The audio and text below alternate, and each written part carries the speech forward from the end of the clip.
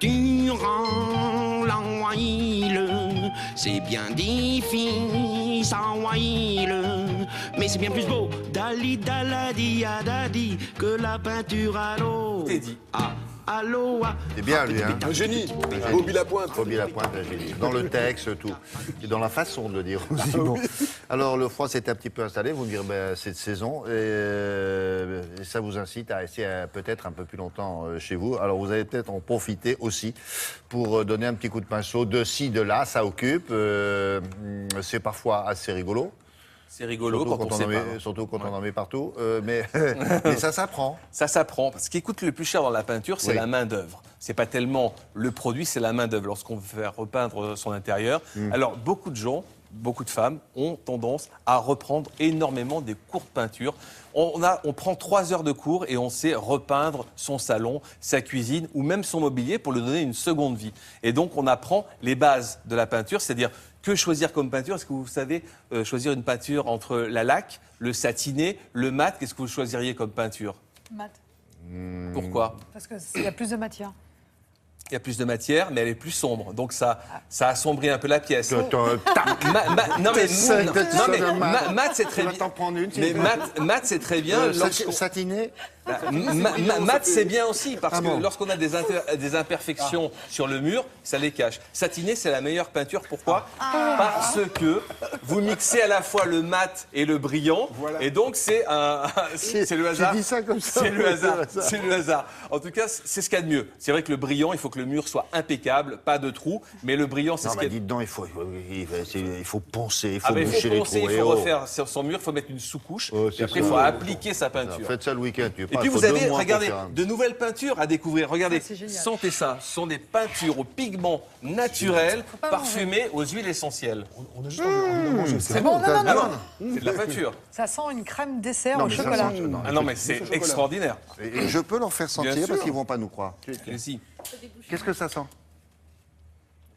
Le chocolat. Voilà. Bravo. On n'a pas besoin de... Une marque de crème au Mais chocolat. comment ça se fait que ça sent le chocolat? C'est des peintures au chocolat. Et là, vous avez curry, vous Non, avez... mais enfin, sur le mur, ça sert à quoi? Ah bah ça donne déjà, des c'est pigments. Pigments naturels. Pigments naturels. Ça sent le curry. Curry. Ça, c'est bien pour un restaurant indien, c'est bien. Piment d'Espelette. Vin de Non, mais à quoi ça Bordeaux. sert d'avoir du C'est curry agréable sur le de mur? peindre. Déjà, vous avez des... J'arrive, vous avez- on est en allez, retard, on je est sais. entre nous, voilà. Déjà, J'arrive. vous avez un pigment qui ne correspond pas au pigment naturel des Mais autres alors, peintures. votre salon va sentir un salon de Bombay. Exactement. Pendant un certain temps. La cannelle. Pas tout le temps. Ça Extraordinaire. dure quelques semaines. Ça dure quelques Bizarre. semaines. Bon, Et allez, en allez. plus, c'est naturel. Alors, comment Allez. appliquer toutes ces peintures, qu'elles soient odorantes ou pas, direction Lyon, pour voir une école spécialisée dans le bricolage et notamment dans la peinture aujourd'hui. Regardez. Je sais franchement pas. Peindre facilement, c'est déjà prendre son temps, choisir le bon matériel et bien sûr connaître quelques trucs pour un résultat harmonieux. Il faut avoir un support bien préparé, un support bien rebouché, bien lissé et sous-couché. Surtout, c'est la base importante pour réussir une peinture de finition. Pour charger un rouleau correctement, par petite pression et en poussant au fond du bac, je fais rouler mon rouleau. Quand je vais poser mon rouleau pour effectuer ma sous-couche, je ne le pose jamais dans l'angle. Parce que le surplus de peinture, je ne saurais pas où le pousser, puisqu'on va imaginer que j'ai un plafond, que j'ai un angle et une plainte. Je vais positionner mon rouleau à peu près à ce niveau. Je descends légèrement. Et tout en remontant, je vais chercher là où je me suis arrêtée, hein, où il n'y a pas de peinture. Je tourne mon rouleau chaque fois que j'arrive sur un obstacle.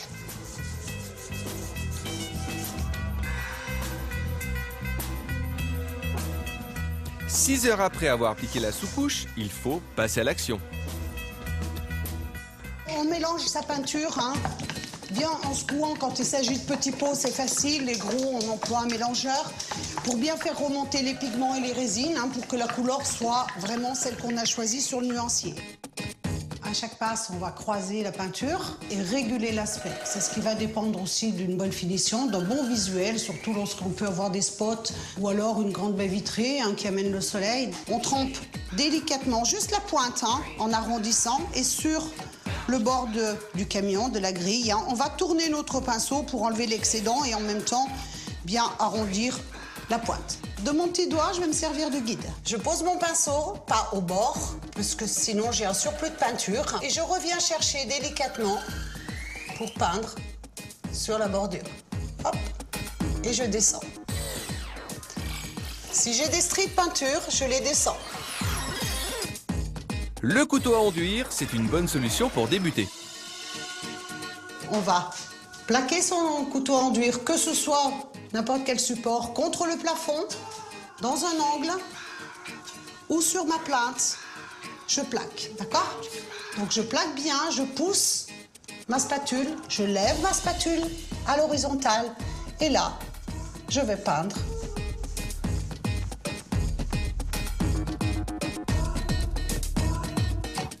L'économie en peinture passe aussi par un bon nettoyage en douceur. Pour nettoyer les pinceaux et le rouleau, on lave le matériel bien sûr à l'eau, tiède de préférence.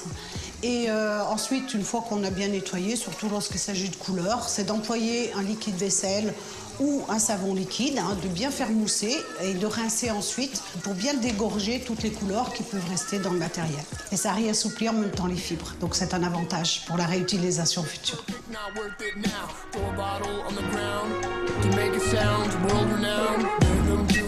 Non, c'est vrai, c'est bien. Alors, vous peignez, ça sent le chocolat. Mais cette odeur de chocolat, elle reste combien de temps après? 2-3 semaines après. Eh oui, mais vous Quand avez, même, c'est sur des de pics. chocolat et du curry. Et du curry, Bon, et ça qui est bien. voilà, Allez. du piment d'Espelette. Vous En n'avez tout cas, pas c'est- odeur de marron chaud? Vous n'avez pas ça? Non, mais Ouais. on va peut-être on va y réfléchir. Ouais.